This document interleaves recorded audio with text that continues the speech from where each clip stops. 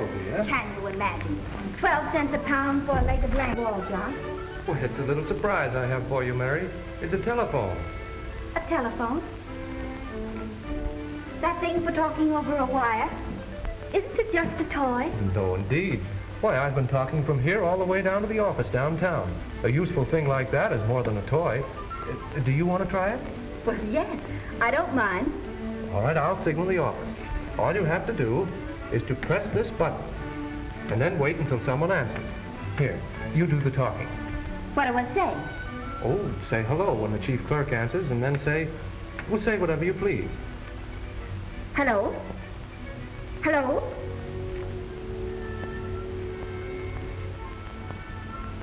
Hello? Hello, is this the office? I can't hear much of anything. Sounds like someone crying. Oh, but my dear, you mustn't be so critical. Of course it sounds strange at first. The advertisement says it will. Well, I don't think much of it. No one will ever use it. You mark my words, dear. The time will come when we will all use it. Well, we may even talk with distant cities. With distant cities? Oh, John, you're such a dreamer.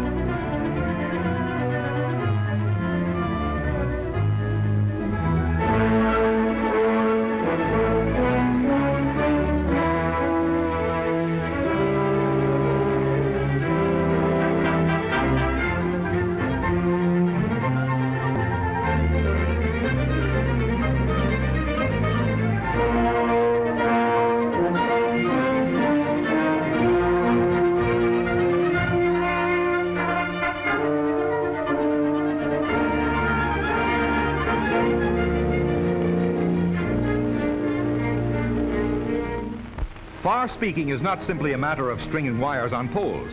It is primarily a problem of transmission. The electric waves which carry the voice along the wires are like other waves. The farther they go, the weaker they become. The loading coil, introduced in 1901, helps their energy to be better maintained, and so improves the efficiency of the telephone circuit. To understand the term loading as used in telephony, let us consider a string along which waves are traveling.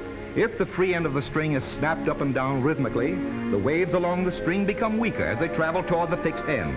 If, however, small weights or loads are placed along the string at regular distances, the cells better. In a somewhat analogous manner, loaded telephone circuits are more efficient than unloaded circuits. Consequently, the electric waves carrying the voice can travel farther. But in 1912, a new instrumentality came to telephone engineers for development that was to revolutionize the art of telephony, the vacuum tube, to make possible calls across the country, calls to distant countries, radio programs from 100 stations. By 1914, it was in commercial service. 10 years later, more than 10,000 were installed on telephone lines. In another decade, there were 350,000. On a conversation between New York and Los Angeles, for example, some 200 vacuum tubes are involved. The majority of the tubes are used as amplifiers or repeaters. They are installed in repeater stations, of which there are some 475 in the United States today, to amplify the voice currents. So expertly are the repeaters made and installed that a whisper at one end of the circuit can be heard at the other end. There are other functions too. Some of the tubes are used in carrier systems, where they step up the pitch or frequency of the voice currents so that a circuit may carry several conversations, each at a separate controlled pitch or frequency, and hence without interference. Other tubes at the end of the line, of course, must step down these pitches to the original frequencies. The loading coil, as we have seen, reduces the loss of electrical energy in the wires, but some loss still remains. It is the vacuum tube repeater which compensates for the remaining loss, and at the same time permits the delicate inflections of the human voice or the wide range of orchestral tone to be carried by wires thousands of miles without loss of character or volume.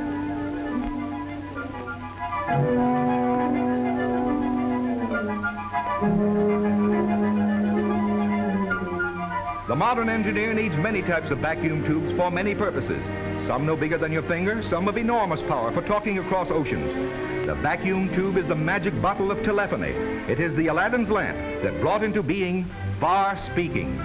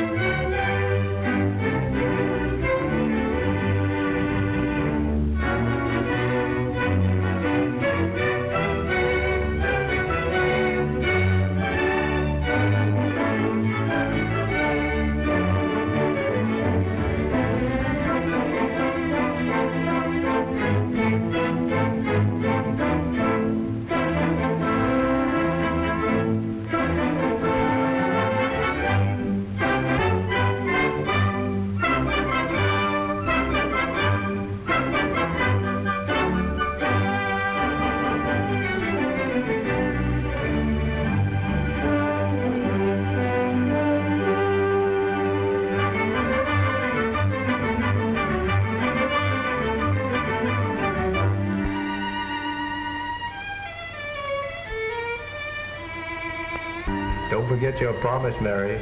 If I win, I'm to be boss tomorrow. All right, John. I'll keep my bargain.